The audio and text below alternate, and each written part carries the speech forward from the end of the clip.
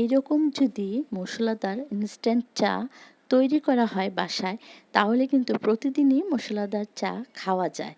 আসসালামু আলাইকুম friends, cooking and ব্লগে আজকে আরও একটি নতুন রেসিপি নিয়ে হাজির হয়েছি। আর আজকালকার বৃষ্টিতে আর গরমে কিন্তু মানুষের নানাবিধ সমস্যা দেখা দিচ্ছে, জ্বর, কাশি, অ্যাজমা।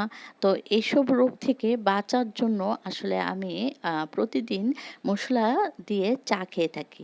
তো এখানে আমি মশলা চায়ের জন্য মশলা কিছু মিক্সড করব। তার আগে আমি এক্সট্রা ফ্লেভারের জন্য আমি এখানে চায়ের মধ্যে লেমন চেস্ট আর জিঞ্জার দিয়ে দিচ্ছি। লেমন চেস্ট মানে লেবুর যে সবুজ অংশটা থাকে সেটা একটু গ্রেট করে নিলেই হয়। আর জিঞ্জার তো সেটা আপনারা দেখতেই পাচ্ছেন, সেটা আমি গ্রেট করে নিয়েছি। তো এভাবে মিহি কুচি বা গ্রেট করে নিয়ে আমি রোদ্রে শুকিয়ে নিয়েছিলাম। এছাড়া এগুলোকে চুলার নিচে দিয়েও শুকানো যায়। তো এখানে আমি মশলা চায়ের জন্য তেজপাতা নিয়েছি, তারপর বড় এলাচ নিয়েছি, ছোট এলাচ নিয়েছি কতগুলো, আর লবঙ্গ নিয়েছি, তারপর আমি দারুচিনি নিয়েছি আর সামান্য পরিমাণের জয়ত্রী নিয়েছি। এগুলোকে আমি হালকা টেলে নিব, কারণ কিছুদিন পর্যন্ত বা অনেক দিন পর্যন্ত চাটাকে সংরক্ষণ করতে গেলে এটা একটু হালকা করে টেলে নিলেই ভালো। আর এর সঙ্গে আমি মিশিয়ে দিচ্ছি 2 চা চামচের মতো মৌরি, আধা চা চামচের মতো এখানে গোলমরিচ আস্ত দিয়েছি। তো হালকা করে সবগুলোকে আমি একটু টেলে নিয়েছি আর এগুলোকে ব্লেন্ড করব চায়ের সঙ্গে। চায়ের পাতা বা চায়ের গুঁড়া যেটাই হোক, এটা আমি 1.25 কাপের মতো নিয়েছি। এটা আমি গ্রাইন্ডারে দিয়ে দিয়েছি, শুকনো করে গুঁড়ো হবে। তো সঙ্গে আমি এই মশলাগুলো দিয়ে দিচ্ছি। আর এটা দিচ্ছি হলো সে আমার লেমন চেস্ট, মানে ওই যে লেবুর যে উপরের সবুজ অংশগুলো, আর আদার গুঁড়া।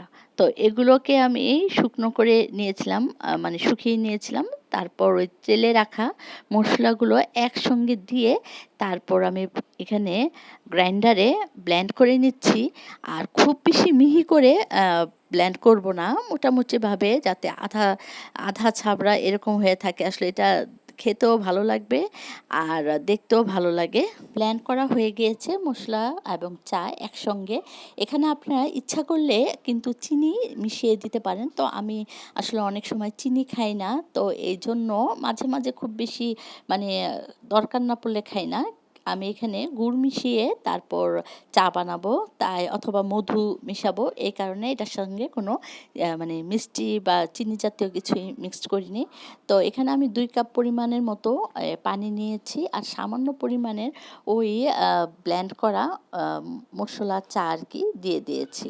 তো আপনারা পারলে আরও কম দিতে পারেন, কারণ এটা কিন্তু অনেক মানে গাঢ় হয়ে গিয়েছে।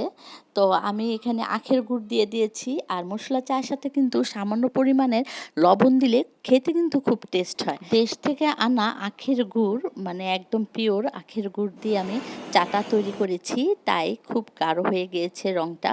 তো আপনারা এখানে প্রথমেই বললাম যে চায়ের পাতাটা আরও কম দিতে পারেন। এখানে ইচ্ছা করলে আপনারা লেবুর রসও মিক্সড করতে পারেন যদি খেতে চান। এছাড়া লেমন চেস্ট ও জিঞ্জারের কারণে আলাদা একটা ফ্লেভার তো থাকবেই। মশলা চায়ের সাথে নানা রকম মশলার উপস্থিতি থাকার শরীরের নানাবিধ সমস্যার সমাধানে এটি একটি কার্যকরী ভূমিকা পালন করে। তাই বেশি বেশি করে মশলা চা খাবেন আর ইনস্ট্যান্ট মশলা চা বানিয়ে রাখবেন।